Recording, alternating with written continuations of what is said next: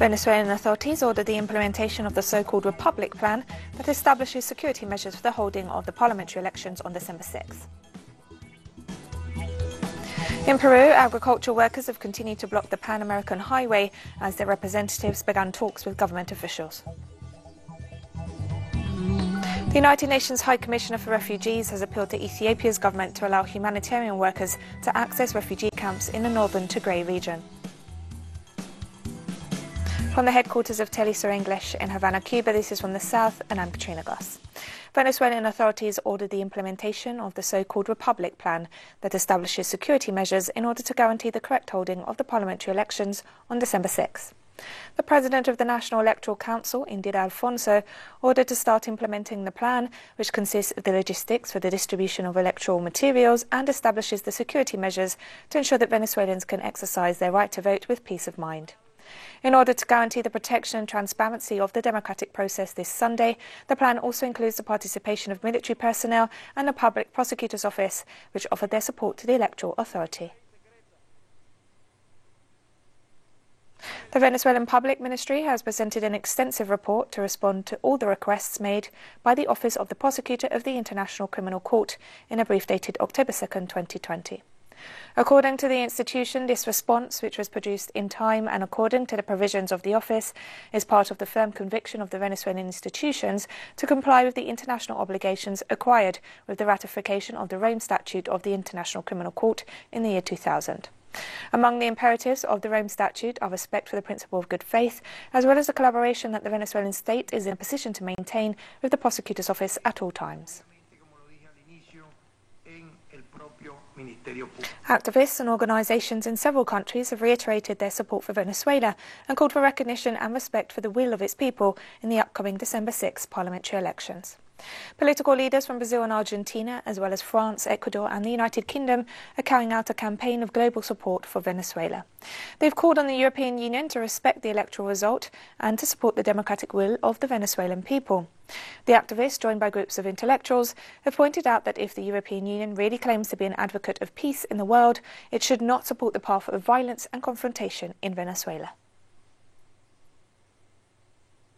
The assassinations of social leaders and former guerrilla fighters continues in Colombia, with the latest victim an indigenous community leader in Cauca department.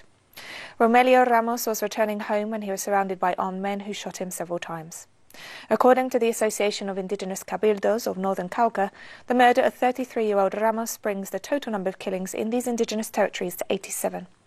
The association is demanding that the government of Ivan Duque guarantee security in the area.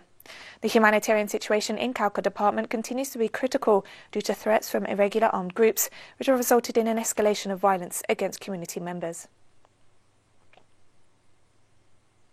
Guatemalan citizens affected by Tropical Storm Iota have mobilized to protest the lack of aid from the national government.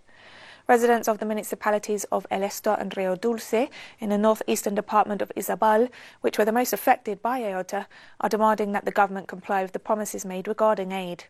They stress that more than 160 families in the region lost their homes to the floods resulting from the storm. They also announced that they will mobilize to block roads until they receive answers from the executive branch. In Argentina, Congress is moving forward with the debate on the voluntary termination of pregnancy bill.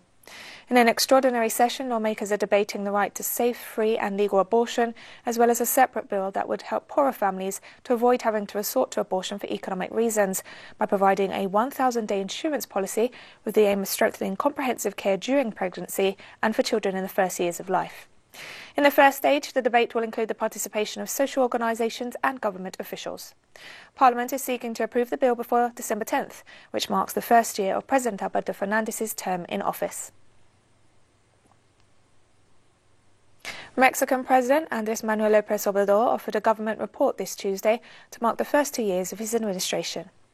To date, President López Obrador enjoys an approval rating of 60%, according to statistics from the latest poll conducted by the specialised public opinion research agency, ENCOL. Experts highlight the progress made by Obrador's government with the approval of 12 of 13 promised bills, the fight against corruption and the issue of presidential immunity. Mexico's head of state recently outlined the three most complicated issues he's faced in 2 years of government. Firstly, the COVID-19 pandemic. Secondly, the economic crisis sparked by COVID-19.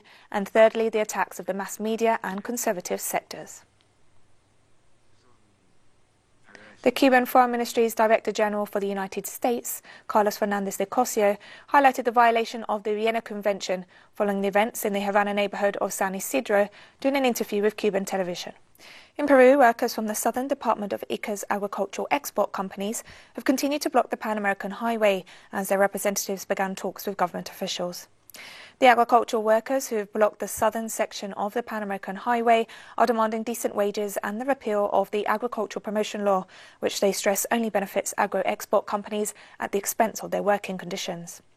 According to the governor of Ica, Javier Gallegos, the more than 80,000 workers of the agricultural industry of the department are demanding the annulment of Emergency Decree 043/2019, which extends the validity of the law for 10 years. The law establishes salaries of between 39.10 soles and 15 soles per day, equivalent to $11, but it does not specify a maximum work schedule, only a minimum of 4 hours. Workers are demanding $18 per day and other benefits, stressing that current wages are far below their living costs. This Tuesday, talks began between workers, reps and the governor of Ica and a delegation representing the Peruvian government, made up of deputy ministers and officials from the Ministry of Labour and Promotion of Employment and the Ministry of Agriculture and Irrigation. Workers are seeking the revision of the legal framework that they say justifies the inhumane working conditions in agricultural export companies. Ica Governor Javier Gallegos has stressed that the delegation does not include any ministers, thus indicating that the executive is not taking the matter seriously enough.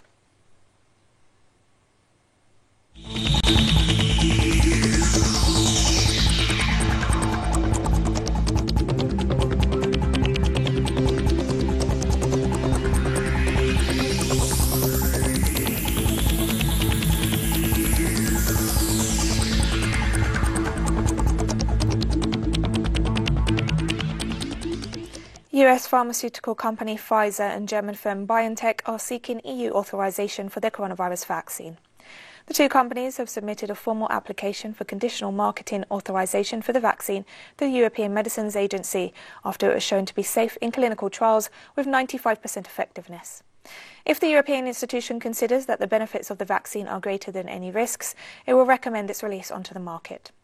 In a joint statement, Pfizer and BioNTech expressed the desire that the vaccine be made available for use in Europe before the end of the year. United States authorities are set to decide on December 10th whether to authorize the use of the vaccine there. Conditional marketing authorization have been done by these companies to the European Medicines Agency, and it's the European Medicines Agency that will do the assessment of the effectiveness and the safety of these vaccines. It is true that for these two companies, rolling reviews had started, but what this means in terms of the actual delays for approval or time needed for approval, I believe the European Medicines Agency is far better placed to give an assessment of that, as they are an independent agency doing this scientific assessment. So, thank you. UK Prime Minister Boris Johnson suffered his biggest ever parliamentary revolt this Tuesday as members of his party voted against a new system of localised coronavirus restrictions to replace an England-wide lockdown. 54 Conservative members of Parliament opposed the government's new coronavirus tiers, despite the Prime Minister pleading with them as they cast their votes. Parliament voted 291 to 78 in favour of the measures, with Johnson forced to rely on the Labour Party's abstention from the vote to avoid defeat on a tightened system of measures that will see 99% of England placed into the restricted tiers from Wednesday. More than 40% of people will be in Tier 3, meaning the closure of pubs and restaurants, while households will be banned from social mixing indoors in nearly all of the country. The vote comes as the UK's total COVID-19 death toll passed 75,000, the highest figure in Europe. According to a new study by the US Centers for Disease Control and Prevention, the novel coronavirus was likely present in the United States in mid-December last year, weeks before it was first reported in China in December 2019. CDC researchers came to the conclusion after analysing the antibodies in 106 samples found in nearly 7,400 blood donations collected between December 13th and January 17th from residents in 9 states. Among them, 39 samples from California, Oregon and Washington were collected from December 13th to 16th. The findings, published in the journal Clinical Infectious Diseases, suggest that the coronavirus started spreading before the public health authorities around the world became aware of it. Around 200 health professionals, along with local politicians, gathered in the Spanish capital on Tuesday for the opening ceremony of the state-of-the-art Nurse Isabel Sendel Hospital. The facility was built in 100 days at a cost of €100 million, twice its original budget. Critics of the project have claimed the new hospital is no more than an act of vanity, representing a building with beds not ready to receive patients and unnecessary now that hospitalizations are waning. Health workers' unions say the investment should have instead gone to shore up an existing public health system run down by years of spending cuts. To date, Spain has recorded 1.6 million COVID-19 cases and more than 45,000 deaths. Scotland's First Minister, Nicola Sturgeon, announced she will seek a second referendum on independence if her Scottish National Party wins the elections to the Scottish Parliament in May 2021. In a 2014 referendum, 55% of Scottish voters chose to remain part of the four-nation United Kingdom, but calls for a second referendum have intensified following the 2016 Brexit vote, during which Scotland overwhelmingly voted to remain part of the European Union. In the UK, the threat of Brexit looms. In just a month's time, Scotland will be forced, against our will, into a much more distant relationship with our friends across the European Union. The independence case is a powerful one. More and more people in Scotland are being persuaded by it. And I believe passionately that it is one with the power to unite. An independent country where those of us who live here shape the future and work together to overcome our challenges will be good for all of us. But China's National Space Agency announced Tuesday that a probe sent to the moon to bring back the first lunar samples in 4 decades landed successfully. China's poured billions into its space program with hopes of having a crewed space station by 2022 and of eventually sending humans to the moon. The latest mission's goal is to collect lunar rocks and soil to help scientists learn about the moon's origins, formation and volcanic activity on its surface. The Chang'e 5 spacecraft, named after the mythical Chinese moon goddess, landed on the near side of the moon late Tuesday, according to the China National Space Administration. The probe entered the moon's orbit on Saturday, following a 112-hour journey from Earth after a rocket carried it into space from China's southern Henan province last week. If the return journey is successful, China will be only the 3rd country to have retrieved samples from the moon, following the United States and the Soviet Union in the 1960s and 70s. The United Nations High Commissioner for Refugees has appealed to Ethiopia's government to allow humanitarian workers to access refugee camps located in the northern Tigray region. The body has been blocked from the area during the month-long conflict between the federal government and regional leaders. UNHCR, the UN Refugee Agency, is today appealing to the federal authorities in Ethiopia for urgent access in order to reach Eritrean refugees in the Tigray region, who are in desperate need of humanitarian assistance and services. Our concerns are growing by the hour. The camps will now have run out of food supplies, making hunger and malnutrition a real danger. We are also alarmed at unconfirmed reports of attacks, abductions, and forced recruitment at the refugee camps. UNHCR strongly reiterates its call for safety and security of refugees. With the current difficulties in communications and security hampering access, it is not possible to verify current conditions in the camps. Azerbaijani soldiers on Tuesday hoisted their country's flag in the final district handed over by Armenia under a peace deal that ended weeks of fighting over the disputed Nagorno-Karabakh region. Baku residents gathered on Martyrs Alley with Azerbaijani flags to celebrate the handover of the district of Lachin. A column of Azerbaijani military trucks entered the district overnight, taking over the last of 3 areas around Karabakh handed over by Armenia under the Russian brokered agreement. Under the deal, some 2,000 Russian peacekeepers have been deployed between the two sides and along the Lachin corridor, a 60-kilometre route through the district that connects Karabakh's main city, Stepanakert, to Armenia. And Azerbaijan's President Ilham Aliyev celebrated the country's renewed control over territory in the disputed Nagorno-Karabakh region.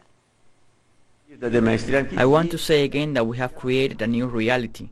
We have won. We have created a new reality by crushing the enemy's head and driving the enemy out of our land. Everyone will have to come to terms with this reality. They will be forced to accept it, just as Armenia accepted it. A new reality has emerged in our region. We created this reality. Azerbaijan has created this reality. We drove the enemy out of our lands. We have restored our territorial integrity. We put an end to the occupation. The Iranian parliament has approved a strategic action plan to counter the unilateral coercive measures imposed by Washington. The bill on strategic action for lifting of sanctions was approved by 251 votes in favour. The plan aims to preserve and protect the interests of the Iranian people in the face of the blockade imposed by the United States. It establishes that the Atomic Energy Organization of Iran will produce at least 120 kilograms of highly enriched uranium and store it in the country. A second parliamentary session is still expected to evaluate the details of the bill. As the international community marks World AIDS Day, researchers are hoping that a new drug, cabotegravir, will be a game-changer in the treatment of HIV across Africa. The drug has been trialled by South Africa's HIV Prevention Trials Network and the Reproductive Health and HIV Institute at the University of Witwatersrand. The drug, which is injected, only needs to be taken once every 8 weeks to prevent the risk of new infections. Results so far suggest that cabotegravir is 89% more effective at preventing HIV infection than the current pre-exposure prophylaxis pill. It's been especially successful amongst women who remain at the highest risk. The clinical trials were conducted among more than 3,000 women at research sites in South Africa, Uganda, Kenya, Malawi, Botswana and Zimbabwe.